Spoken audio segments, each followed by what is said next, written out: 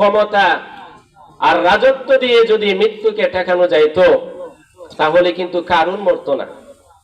এত পরিমাণ সম্পদের মালিক, সে কি মরতো? যদি দ্বন্দ্বলত দিয়ে মৃত্যুকে ঠেকানো যাইতো সে কি মরতো?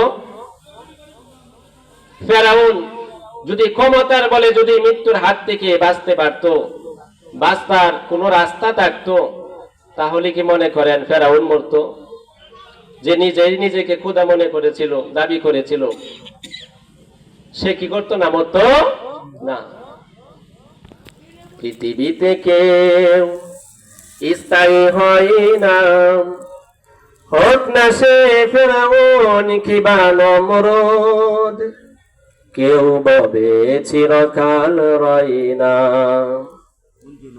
পৃথিবীতে কেউ স্থায়ী হয় না, হোক না সে ফেরাউন কিবা নমরুদ, কেউ ববে চিরকাল রয় না। চলে যায় সব ছেড়ে যেতে হয়, মৃত্যু মানে না কোনো পরিচয়। সব রাজা মহারাজা আর মহাবীর, কাউকে সে অবকাশ দেয় না। পৃথিবীতে কেউ স্থায়ী হয় না, হোক না সে ফেরাউন কিবা নমরুদ, কেউ ববে চিরকাল রয় না। এই জন্য আপনাকে আমাকে প্রথম যে কথাটা বিশ্বাস করতে হবে সেটা হলো যে মৃত্যু আমার একদিন আসবে। এটার মধ্যে আপনাদের সন্দেহ আছে নাকি? এই জন্য আল্লাহ পাক রব্বুল আলামিন বলেছেন, কুল্লু নাফসিন যায়িকাতুল মাউত সুম্মা ইলাইনা তুরজাউন। দুনিয়াতে যে সমস্ত জিনিসের প্রাণ আছে, যে সমস্ত মাখলুকাতের প্রাণ আছে, তার কি আছে? মরণ আছে। সকল প্রাণীর একদিন মৃত্যুর স্বাদ গ্রহণ করিতে হবে। জলে যে সমস্ত প্রাণী বাস করে তারাও মৃত্যুবরণ করবে, স্থলে যারা বাস করে তারাও মৃত্যুবরণ করবে। নামাজি ব্যক্তিরাও মরবে, বেনামাজি ব্যক্তিরাও মৃত্যুবরণ করবে। যুবক বাবারাও মরবে, যুবক ভাইয়েরাও মরবে, বৃদ্ধ বাবারাও মরবে, মহিলা পুরুষ সবার একদিন মৃত্যুবরণ করতে হবে। কিন্তু এই মৃত্যু কার, কখন, কিভাবে, কোথায়, কত মাসে, কত তারিখে, কত সময় হবে কেউ জানেন না। বলেন তো জানেন একজন, তিনি কে? লিকুল্লি উম্মাতিন আজাল। মৃত্যু এমন একটা জিনিস, আনন্দের বাড়িকে মুহূর্তের ভিতরে কান্নার বাড়ি বানিয়ে দিতে পারেন। কত আশা, কত স্বপ্ন নিয়ে আমরা সকাল বেলায় ঘর থেকে বের হই, কত আশা বুকে নিয়ে আমরা ঘর থেকে বের হই, কিন্তু কারো তো জানা নাই সকালবেলা যে এত আশা নিয়ে আমি বের হলাম, সন্ধ্যার সময় আমি কি জীবিত হয়ে আমার ঘরে ফিরে আসবো নাকি আমার লাশ ফিরে আসবে? কেউ জানেন না। বলেন তো জানেন একজন, তিনি কে? এই জন্য রাসূল বলেছেন, আকসিরু যিকরা হাযিমিল লাযযাতিল মাউত। মৃত্যুকে তোমরা বেশি বেশি করে স্মরণ করো। ওই মৃত্যুকে, যেই মৃত্যু দুনিয়ার সমস্ত স্বাদ, সমস্ত সুখ শান্তি মুহূর্তের ভিতরে ধ্বংস করে দিতে পারে।